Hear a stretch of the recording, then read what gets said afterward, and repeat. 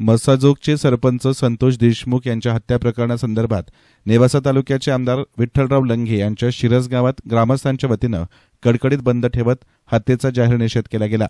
या गावातील सर्व व्यापारी आणि ग्रामस्थांनी कामकाज बंद ठेवत घटनेचा जाहीर निषेध करत जगदंबा माता मंदिर येथे जाहीर निषेध सभा घेऊन आपला रोष व्यक्त केला। सरपंच संतोष देशमुखांच्या सारख्या कर्तृत्ववान आणि गावाला विकासाची वाटचाल करून देणाऱ्या सरपंचाची जर अशी हत्या होत असेल ही बाब निंदनीय आहे। याचा समस्त शिरसगावकरांच्या वतीनं आम्ही जाहीर निषेध करतो। तसेच सरकारला जाहीर नम्र विनंती करतो की लवकरात लवकर मारेकऱ्यांना फासावर लटकवा अशी मागणी ग्रामस्थांनी केली। सर्वच संतोषांना देशमुख यांना एक श्रद्धांजली म्हणा किंवा ज्या प्रकारे त्यांची क्रूरपणे हत्या केली याचा निषेध म्हणून आपण या ठिकाणी सर्व ग्रामस्थ जमला। या ठिकाणी या अगोदर सर्वच वक्त्यांनी मनोगत व्यक्त केलं। त्यात एक लोकनियुक्त सरपंच संतोषांना देशमुख एक गावचा सरपंच कसा असावा याचं एक ज्वलंत उदाहरण मी तुम्हाला सांगतो। कारण खरोखर संतोष अण्णा देशमुखचं घर जर आपण पाहिलं, फोटोत बघितलं असेल, सर्वांनी बघितलं असेल, एक साधं पात्र्याचं घर आहे। आणि त्यांना ज्यावेळेस सरपंच झाले 2-3 वर्ष झाले त्यांनी जे विकास कामं केले त्यावेळेस गावकरी त्यांना म्हणले की तुम्ही घर बांधा, चांगलं घर बांधा, तुमच्याकडे नेते मंडळी येते, वरिष्ठ अधिकारी येतात। तर त्यांचं त्यावर उत्तर होतं की जोपर्यंत गावात प्रत्येक कुटुंबाला घर मिळणार नाही तोपर्यंत मी माझं घर बांधणार नाही।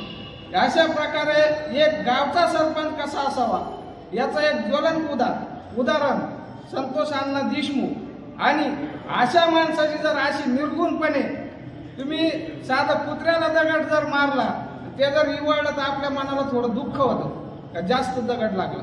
आणि एक माणुसकीची हत्या नसून ही समाजात क्रूरपणे हे जे 2 नंबरचे धंदे करतात यांना पोसणारे।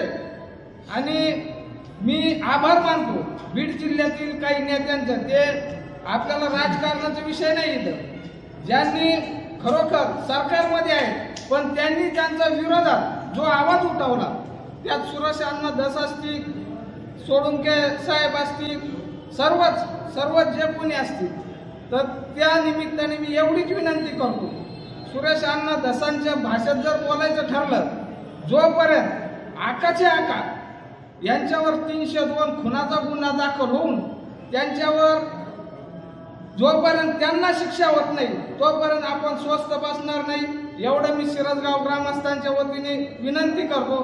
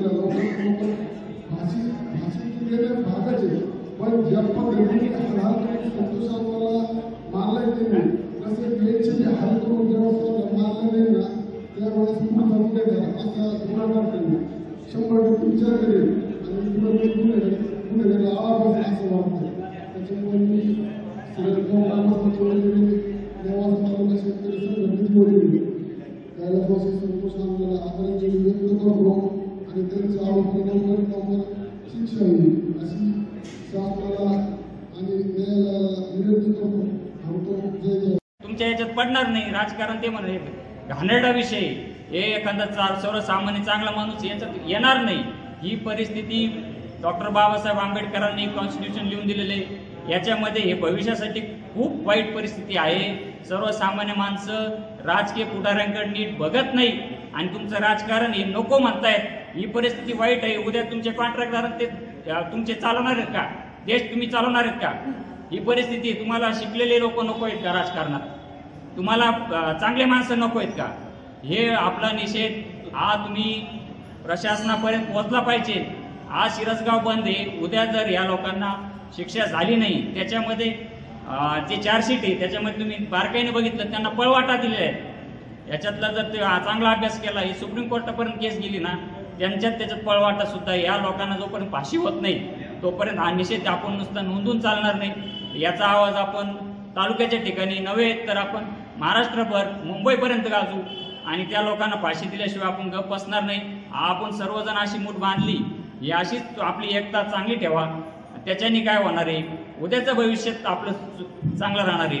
नशिबाने आपण देवगड सारख्या ठिकाणी पवित्र नेवासा तालुक्यात जन्माला आलो, त्याच्यामुळे आपल्यावर चांगले संस्कार आहेत. आपला परिसर असो, शेवगाव, नेवासा, श्रामपूर आपल्यावर चांगली जडणघडण झालेली आहे. त्याच्यामुळे आजपर्यंत आपल्यावर देवाची किंवा संत महात्मांची कृपा आहे. त्याच्यामुळे हे आपण जसंच राहतो तसंच महाराष्ट्रभर आपण हे पवित्र हे आपलं संस्कार जपले पाहिजे. एवढंच मी या निमित्ताने व्यक्त होतो. सर्व ग्रामस्थांच्या वतीने निषेध करतो आणि अजून हत्या होऊन 3 महिने झालेले आहेत तरी अजून एक आरोपी सापडत नाही.